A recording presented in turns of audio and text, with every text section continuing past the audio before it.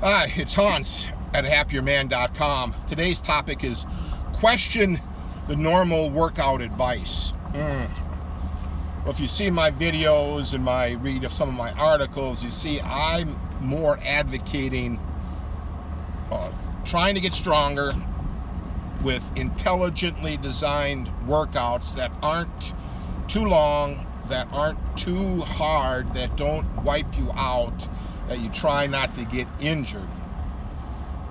My idea is, maybe you can try to work out in the weight room twice a week at an hour or so, and you keep the repetitions on your heavy duty exercises like squats, bench, deadlift, press, down around 5 repetitions or little or less, and that you don't go overboard with lots of work sets, maybe 3 work sets, maybe. I try to do the 3 work sets with the press. Now the press, because the weights aren't heavy, but as you get older, you might want to question how many work sets you do. So the questioning comes into play. I was just at the gym, had a great workout today. My strength is going up on everything. I'm feeling better. I think I'm, with the COVID, there was the months of layoff. When you don't work out with weights for months, your body just goes all to heck. Doesn't matter how tight your diet is and how much you walk and how much body weight exercises you do. All of that is not really effective compared to weights. So anyway, I'm gaining my strength back, and so as I'm lifting and I'm just giving it my all on my conservative program with just not that many sets and modest repetitions. There's a guy in there working out, and he was just following that conventional workout advice, because he had set after set after set of same exercises, and he would go to another real similar exercise and do set after set, high repetitions, multiple sets, similar workout movements for the same body part. So he was there when I got there. He was pumping out as I was resting between my heavy sets.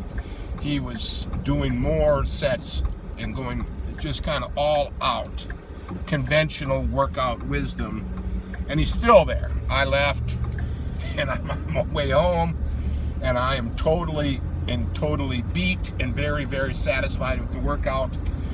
But I know I'm going to be beat for a few days, and he's still there. Now I'm in my 50s, I'm in my mid 50s, creeping up towards 60, and he's probably, it's hard to tell with young men how old they are. I would say in his 20s, early 30s tops. He didn't look like a young 20-something. And he was fit, he was lean, he had nice development of his arms, flat belly. He didn't have his shirt off, so I couldn't tell if he had a six-pack, but probably close. But he had that lean look, and truthfully, he was a good-looking, strong, masculine guy, and that's fine. That's fine. But I'm just questioning. He was doing the type of workout that catches up with you, in that at some point he'll be between those sets of bench presses and incline dumbbell presses and flat bench flies and pec deck flies, where he'll be having to rub his shoulder, right? The shoulders will tell the tale, right? He'll be rubbing his elbows, his wrists will be weak, will be strained. You see, because I mentioned before, the workout takes time. It's over time, not one workout today and now I'm strong and muscular and fit. No. It takes long periods of time, and the only way you can make progress over long periods of time is by being at the gym consistently, every week, every month, every year, over a long, many years. Ideally, you would start lifting probably around 12 years old, and you would never quit. You would never quit. But that's an ideal world. That would be the world I would call us to develop, where we all could get to the gym twice a week, starting when we're 12, and then never quit.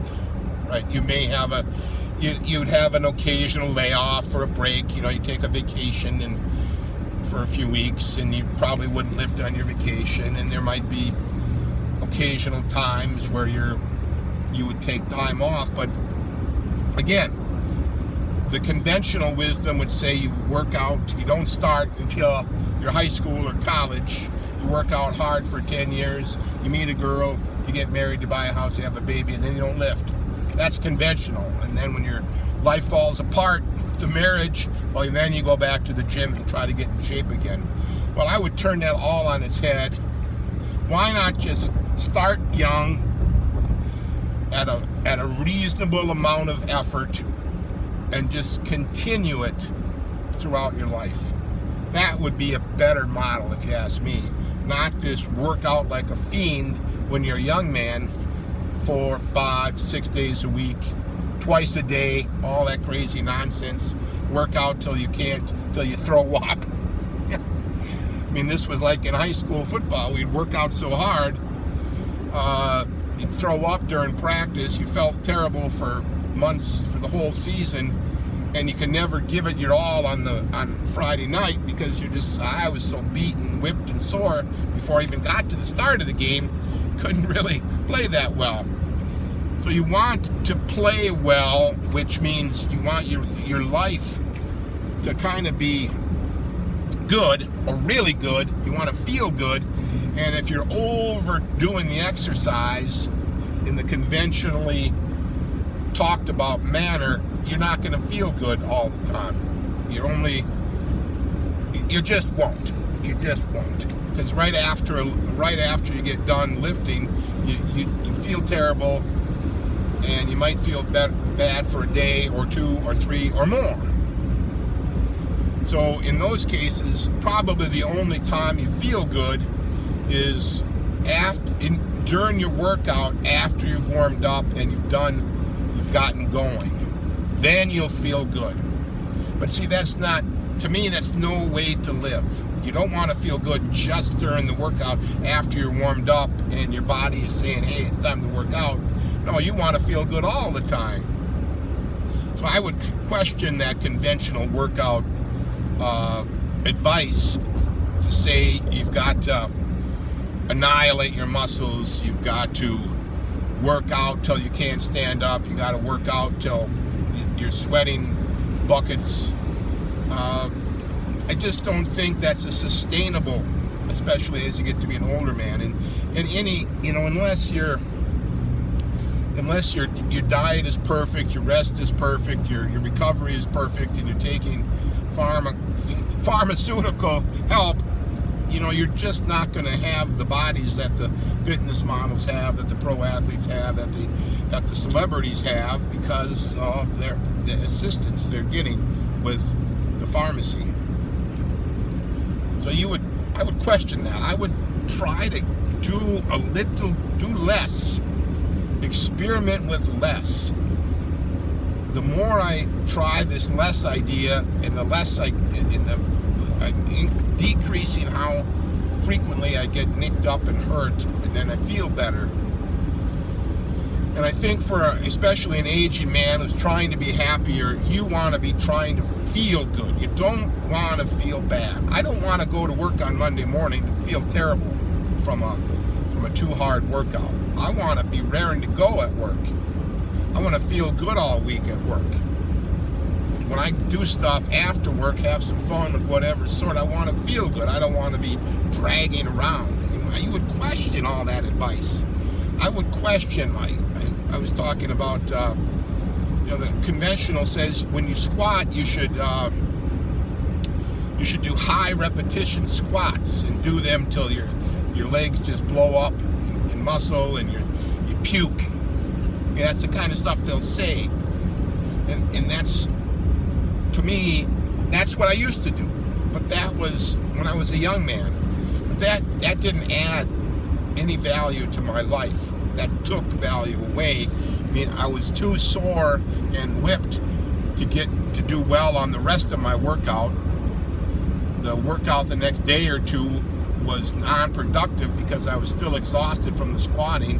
When you do those high rep squats, they take a lot out of you, and you can't hardly walk after doing them. You're going to be sore. Your legs are going to be sore, and you're very susceptible to injury.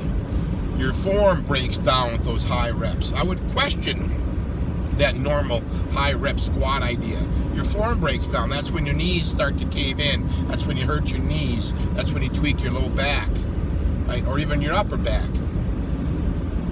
You want to keep, I would strongly recommend you check out the Starting Strength website and the videos and the book especially to give you some, let's say, realistic workout numbers, realistic numbers of sets you can do in a workout, realistic rep ranges. And then as you study that and experiment with it, you would modify, tailor this to your own situation. For example, even the Starting Strength, they like the sets across, meaning 3 heavy sets of 5 of the major lifts. As an older guy or somebody nursing old injuries, that might be too much. That might be too much. And yes, they've discovered that this method will help you build enormous strength very rapidly. But that the assumption is that you're a young man and that you're eating an enormous amount of good quality protein and that you're sleeping 9 or 10 hours a night and taking naps as needed, and you're not running and biking and doing other cardio, and you're focused on it. But see, for most of us, we just don't have that kind of time to focus on the weight training to the exclusion of everything else. You want to add the weight training in. So whenever you're reading articles on or trying to get workout advice online or in books or magazines, you've got to take that advice with a grain of salt. That program may work good for that fitness professional who has nothing to do but work out and talk about working out, who might have pharmaceutical help, who certainly is eating the best quality protein foods and is extremely disciplined and genetically lucky. But for normal guys with a normal life, going to work, you gotta have energy to work and energy to have some fun and energy to take care of your other responsibilities. You gotta question all that normal workout advice. I would say back it down. And if you make the conscious decision that you're gonna ramp it up, try the high volume, extra sets, extra reps, multi-days a week, well, then you better focus on that workout and especially the recovery to the exclusion of everything else. You're not going to go out on Friday night and drink beer and stay up late chasing girls, or Saturday or Thursday. You can't do it. You can't do it, right? And to me, all that fun part of life, the weekend fun, the bum around fun, the getting together with family and friends, that's more important. My job is more important, making a living so I can earn my keep. That's more important. That's what you got to keep in mind. Use the weight training to make your life better, and question all that advice. It doesn't, having that perfect body, that is just kind of a myth that's spread just to make us feel bad. Yes, some men, yeah, they're awesomely built. We see their pictures, we see their videos, we see their images. Yeah, that's impressive. That's very, very impressive. And yes, when I was a young man, I wanted that for myself. But it's kind of a foolish goal to chase. What you want to chase is a realistic body. What is your body type? How good can you do? When you get stronger, your muscles will get bigger. If you clean up your diet, don't eat so much carbs and other junk food, your belly will flatten. You're going to look a lot better than you do now. You don't have to look like a male model. The male, it's great if you do, and if you can easily get there, go for it. But if you can't easily get there, then it's just a foolish, egotistical way you're going to ruin your life. So don't do that. Question all the normal fitness advice. Develop your own programs. Try to keep the number of workouts per week down to a modest level. 2, maybe 3. Keep the number of reps down on the big exercises. 5, maybe less. On the assistance exercises, keep the reps down to 10 or less. Don't go overboard with set after set after set till you're so sore you can hardly move. You're just fooling yourself. And I don't want this for you. I want men to be masculine, muscular, powerful, taking care of themselves, having a great life. So give those ideas some thought. All for now.